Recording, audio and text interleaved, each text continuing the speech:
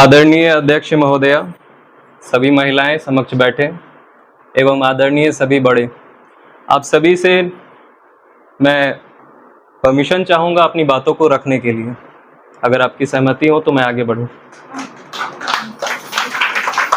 मैं भारतीय रक्षा सचिव पदक अमन राज आप सभी के समक्ष अपने 2 वाक्य रखने जा रहा हूँ। अभी जैसा कि आप सभी ने एक एक करके बताया कि हम यहाँ पर क्यों आए हैं, हम लोग एकत्रित क्यों हुए हैं, समाज में जुड़ना क्यों ज़रूरी है, सामाजिक जीवन से मिलकर के रहना क्यों ज़रूरी है। मैं जो हूँ अभी आपको थोड़ा सा पीछे लेकर के जाऊँगा। चूँकि मैं इतिहास का छात्र रहा हूँ तो मैं कारण के ऊपर में थोड़ा सा डिस्कस करने जा रहा हूँ आपके सामने। आप सभी को शायद इस चीज़ से रूबरू नहीं होंगे कि आपके पीछे होने के कारण क्या थे। ज़्यादातर बेसिकली 2 कारण हैं, एक राजनीतिकरण और दूसरा शिक्षा का अभाव। चूंकि इतिहास में अगर आप पीछे जाते हैं आज से 3000-4000 साल पहले, तो हमें देखने को मिलता है सिंधु घाटी की सभ्यता। शायद आपने पढ़ा होगा अपने विद्यार्थी जीवन में। तो सिंधु घाटी की सभ्यता में जब आप गहराई में जाएंगे तो आपको देखने मिलेगा कि वहाँ पर जिस तरीके से पुरुषों की भूमिका हर क्षेत्र में होती थी, ठीक उसी प्रकार महिलाओं की भी भूमिका पूरी तरह से होती थी। अगर एक सभागार में प्रमुख बैठे होते थे तो उन प्रमुखों के बीच में पुरुषों के साथ साथ महिलाएं भी होती थी, और केवल महिलाएं बैठी नहीं होती थी, महिलाएं उसमें भागीदारी भी होती थी प्रमुखों में। लेकिन ऐसा क्या हुआ अचानक से कि आज महिलाओं को आगे बढ़ाने के लिए फोर्स किया जा रहा है, पीछे सरकार दबाव डाल रही है कि महिलाओं को आगे बढ़ना चाहिए। क्या हमने इस बारे में सोच करके देखा है? तो मैंने जैसा कि शुरुआत में बताया कि 2 कारण थे, एक राजनीतिकरण और दूसरा शिक्षा का अभाव। कि क्या आप सब खुद नहीं चाहते थे आगे बढ़ना, या फिर आपको बढ़ने के लिए रोका जाता था? क्या आप पढ़ना नहीं चाहते थे या आपको पढ़ने के लिए रोका जाता था? क्या आपके पास हाथ पांव होते हुए भी आप काम करना नहीं चाहते थे या आपको करने नहीं दिया जाता था? आपने सोचा है कभी ये बैठ करके? कभी नहीं सोचा है। उसका छोटा सा एग्जाम्पल मैं दूंगा। दूसरा माइक देना प्रेम। उसका एक छोटा सा एग्जाम्पल मैं आप लोगों के बीच में लाऊंगा कि राजनीतिकरण से आप कैसे पीछे हुए, शिक्षा के अभाव से आप कैसे पीछे रहे। कौन है? एक छोटा सा खेल के तौर में है ये। मैंने 12 टिकट लिए हैं वैष्णो देवी जाने के लिए अपने परिवार के साथ में, जिसमें से 4 टिकट हमारे पास एक्स्ट्रा है। तो जो कोई भी सही जवाब देंगे मैं उनको वो 4 टिकट दूंगा, ताकि 4 इसलिए क्योंकि आप तो अकेले जीतेंगे, आपके अलावा आपके परिवार भी होंगे जो घर के 3 मेंबर और जाना चाहेंगे। तो वो 4 टिकट मैं आप लोगों को देने वाला हूँ, ठीक है। लेकिन उससे पहले मैं सवाल करूंगा, आपको सही जवाब देना होगा, ठीक है। जिनको पता होगा वो केवल हाथ ऊपर करेंगे, मैं आऊंगा आपसे पूछ लूंगा जवाब, ठीक है। सवाल है पहला मेरा ये, जैसा कि हम सभी धर्म से जुड़े हुए हैं अपने अपने, तो हमारे धर्म में जो दुर्गा माता है उनके 9 रूप में से 4 रूप का नाम कोई बता सकते हैं? हाँ मैम बताइए। चंद्रघंटा, बैठे बैठे। हाँ। आदि शक्ति, न ब्रह्मचारिणी, माता चामुंडा, काली माँ, और फिर दुर्गा माँ। 4 ही लोग। एक मिनट फिर से। चंद्रघंटा, कुष्मांडा, कालरात्रि, देन आप बोलिए, आप बोल रही थी। शैलपुत्री, ठीक है। अभी एक ने जवाब दिया है 4 नाम। दूसरा सवाल मेरा ये होगा कि द्रौपदी का चीरहरण जब हो रहा था तो उन्हें बचाने वाले कौन थे? हाथ ऊपर करेंगे केवल, पहले इन्होंने हाथ ऊपर किया। कैमरा लेके आओ इधर।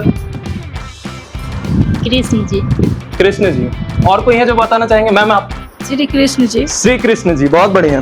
तीसरा सवाल मेरा ये होगा कि राम जी विष्णु के कैवें अवतार थे? एनीवन? आप मैम बताइए। 12वां अवतार थे। 12वां अवतार थे। लेकिन क्वेश्चन आपसे पूछ रहे हो कि केवा अवतार। हाँ, वो कैवे नंबर पे थे। जैसे पहले पे कोई थे, दूसरे पे, तीसरे पे, तो इस तरीके से राम जी जो थे वो भगवान विष्णु के कैवे अवतार थे। हाथ ऊपर करना है जी। 6. कंफर्म? मैम 9. 9वां। मैं नोट करते जाओ दिमाग में कौन कौन ने क्या क्या सही जवाब किया है। चौथा सवाल है मेरा, आपके जीवन में अगर कुछ शुभ अगर आप चाहते हो तो आप किस कलर का धागा पहनना शास्त्रों के हिसाब से मानेंगे? येलो. मैम आप? येलो. येलो. येलो। आपने भी हाथ उठाया था? येलो। येलो। ओके। एक आखिरी सवाल मेरा, महिलाओं के सुरक्षा के लिए संविधान में कौन कौन से धाराएं हैं? कोई? आर्टिकल 343 है। मैम? आर्टिकल 343 है। आर्टिकल 342 है। ये सब महिलाओं। इधर से जो अभी हाथ उठा रहे थे आप में से कोई? ठीक है मैम, धन्यवाद, बहुत बहुत धन्यवाद आप सभी का। मैं जरा सा माफी चाहूंगा आप सभी से, मेरे पास कहीं जाने का कोई टिकट नहीं है। ठीक है, मैं आपके सामने एक उदाहरण पेश करना चाह रहा था कि आपके पीछे होने में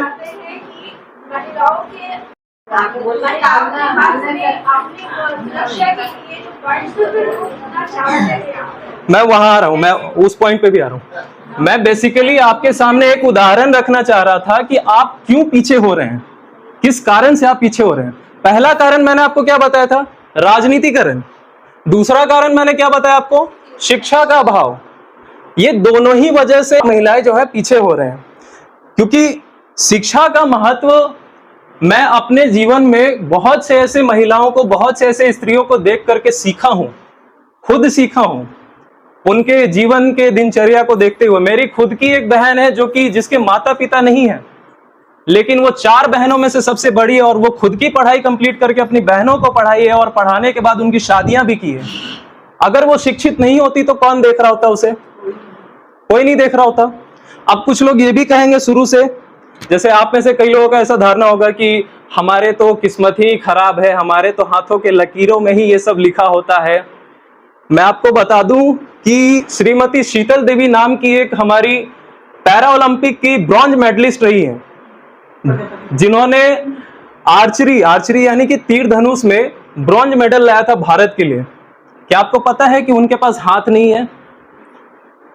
तो उनके किस्मत में क्या लिखा था उनको पता था? उनके तो हाथ नहीं है।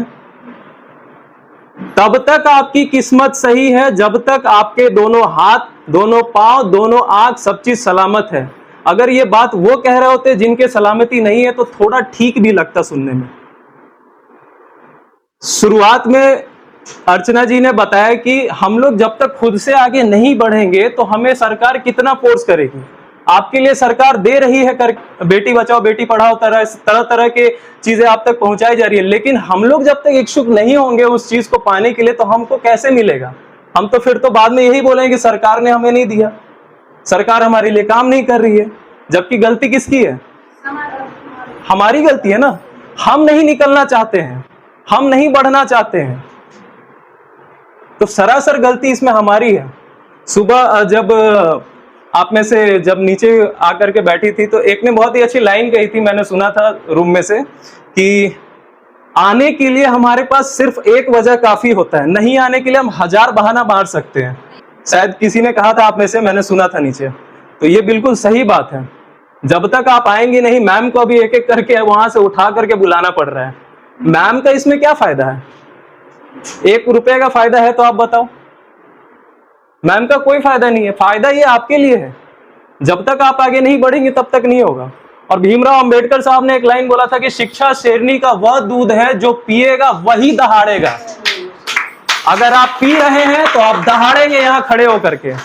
कौन कहता है कि यहां आकर के डर लगता है बोलने में? आप एक बार बोलना शुरू करो, आप अपनी आवाज उठाना शुरू करो, सुनेगा, सब सुनेगा आपकी बातों को। लेकिन आप आओ तो सही इस जगह पे, खड़े तो होइए, अपनी बातों को निकालिए तो सही। बहुत बहुत धन्यवाद आप सभी का। मैं इजाजत चाहूंगा अपनी बातों को खत्म करने के लिए।